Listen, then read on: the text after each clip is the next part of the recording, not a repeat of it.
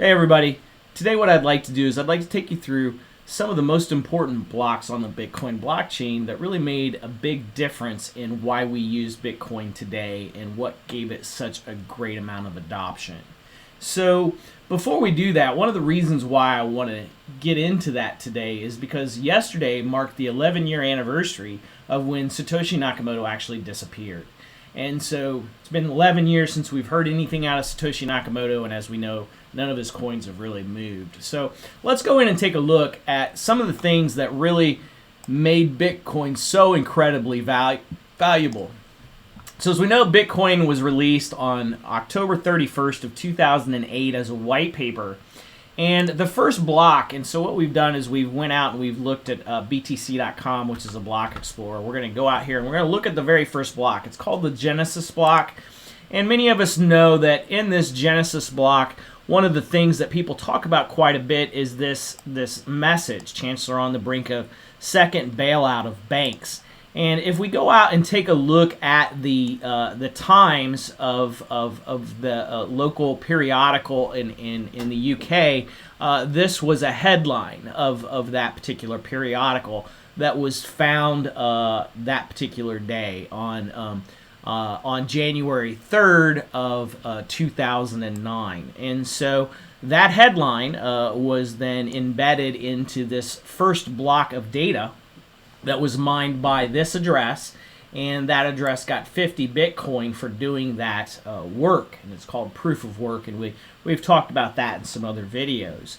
So this was Satoshi Nakamoto's address, and if we actually go out and look at that address, we'll see that those coins are actually still there.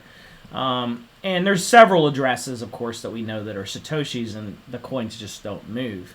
And so one of the reasons why that's kind of a big deal is because there's a lot of money in some of those addresses. And so in order to steal that money, you would have to crack the elliptic curve cryptography, which is what's used in the digital signature algorithm, the ECDSA algorithm, that's used to sign addresses and sign transactions to release the value that's at that address.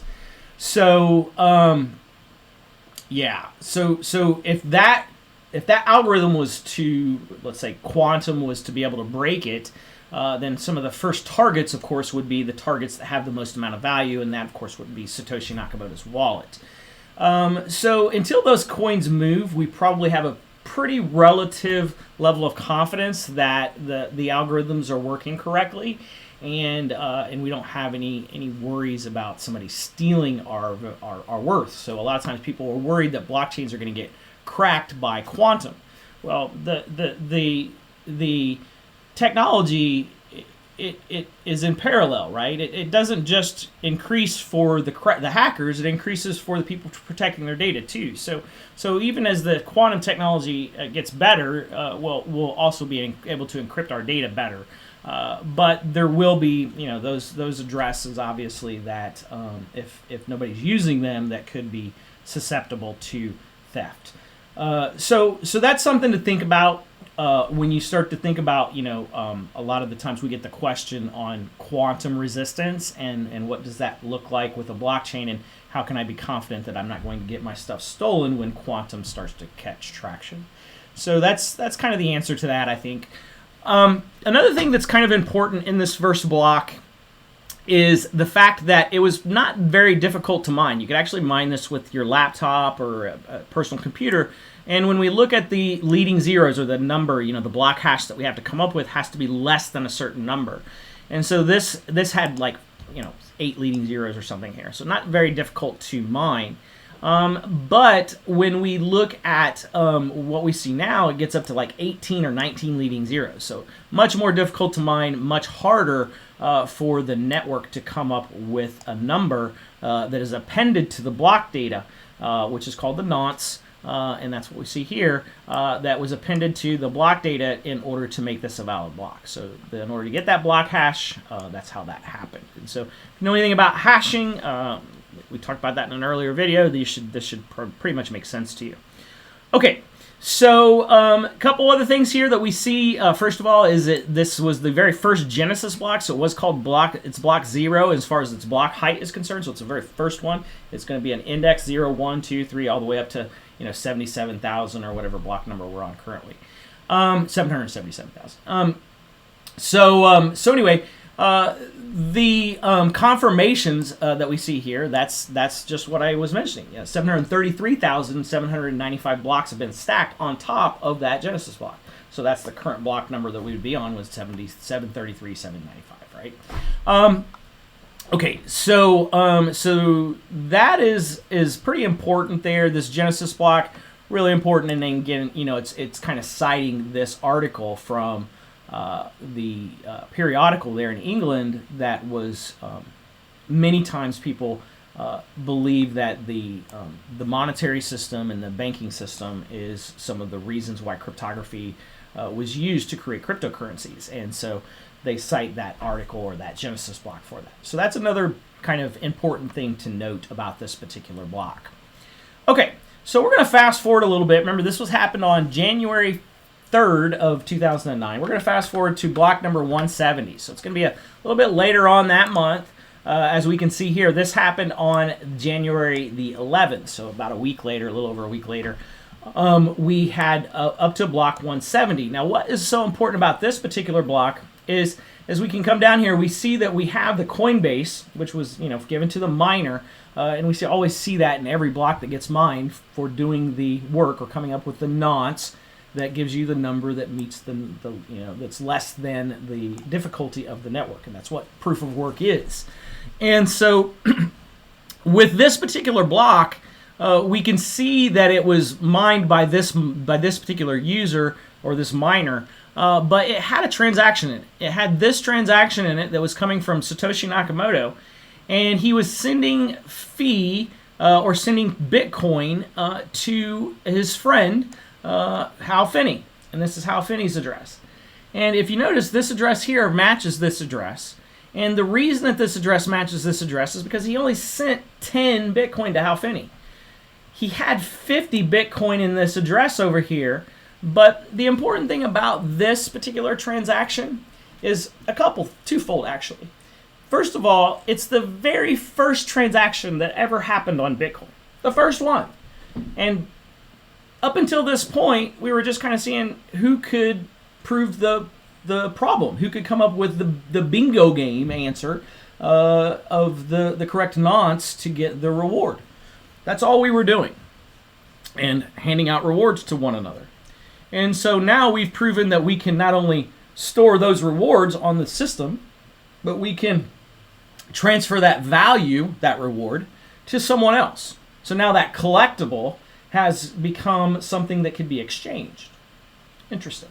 That's really important, and we'll talk about that when we kind of wrap this up. But what we've done here is we've given the ability to exchange value. So the next thing that we see with this is we see that whenever we send the value, which in this case 50 Bitcoin were stored in this address, that value had to be fully spent. It's kind of like when you give somebody a $20 bill, they don't rip part of the 20 off and then give you the piece of paper back, right? When you give them the $20 bill, the $20 bill is consumed, and then the change is returned, and it's fractionalized into the two parties that need to consume the value. And so that's exactly what happened here. Is we in Bitcoin we use what's called the accounting model of UTXO, and it stands for unspent transaction output.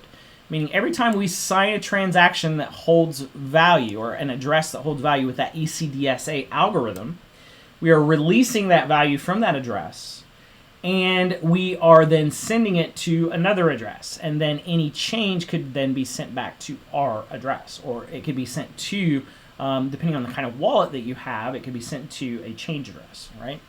And so that's what's happened here, is we've used that UTXO model in order to consume all of the 50 Bitcoin that was at that address, and then leave 10 to the actor that we're sending it to, and then return the 40 of our change back to us at UTXO. So that is pretty important. We get to see that as the accounting model that's being used. And so if you're an accountant type person, what you're noticing is that we have real-time reconciliation. Every time that a transaction occurs, the accounts are reconciled on both sides, both the debit ledger and the credit ledger. So we're doing real-time reconciliation of our books, and so that's kind of pretty important as well. Okay, so let's go ahead and take a look at another block. And this block is going to be block number 57043. So we're going to go from January 11th of 2009 all the way. If we go to look at this block happened in 2010 on February 22nd.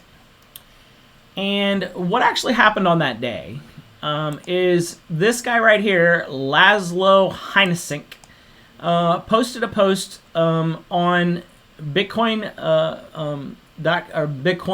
forums that he would pay 10,000 Bitcoin for 2 pizzas, and a guy named Jerichos took him up on that. And the Bitcoins were quoted at it cost to buy the 2 pizzas about $41 to buy them. So if we take 10,000 and divide that 41 by 10,000, then that would give us the value of the Bitcoin at the time, right? That's roughly what the value was. But here's the thing. A lot of times people will say, holy cow, this guy, and let's go. So this is what happened in that transaction this is Laszlo. He had to send 10,000 Bitcoin, and these are all of the addresses that he used as inputs for this transaction. And all of those would total up to 10,000. When we look at this, we get to 10,000 Bitcoin at those addresses. And then he paid 0.99 in fee to the miner to mine this transaction. So between the fee and the reward, the miner got 50, the reward 50, and then the 99 in fee. And that's the output that we see here. And then the other output that we see is the 10,000 Bitcoin that was sent to Jerichos' address. And so that's what we see here at that address right there. So that's Jerichos' address at the 10,000 Bitcoin sent from Laszlo Heinasink, and got paid for the pizzas. And so a lot of times people will cite this and they'll be like, what in the heck was this guy Laszlo? What was he thinking, right? I mean, he paid, here's a picture of that transaction and those pizzas. But you can see he got a couple pizzas, his son or his daughter, whoever is there kind of checking them out. But he got the pizzas, but the important thing that it did is people will be like, wow, that's an exorbitant amount of payment for just 2 pizzas.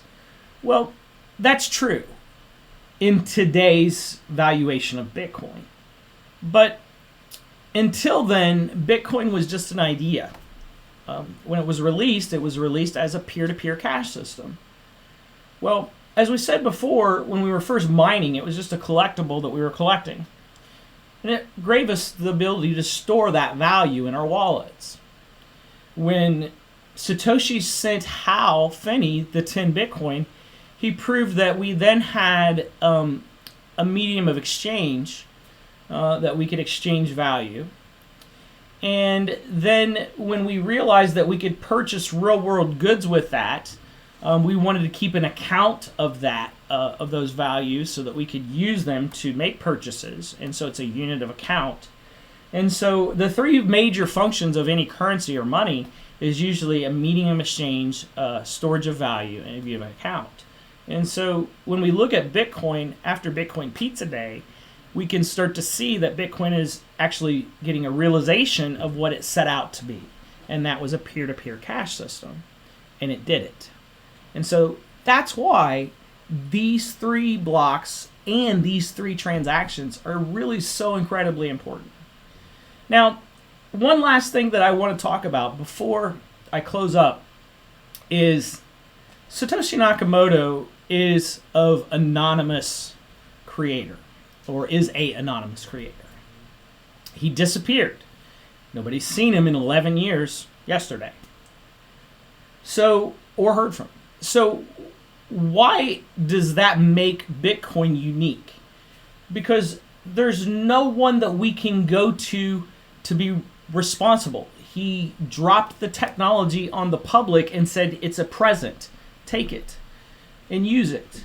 He didn't ask for anything, and he didn't get payment for anything. He didn't.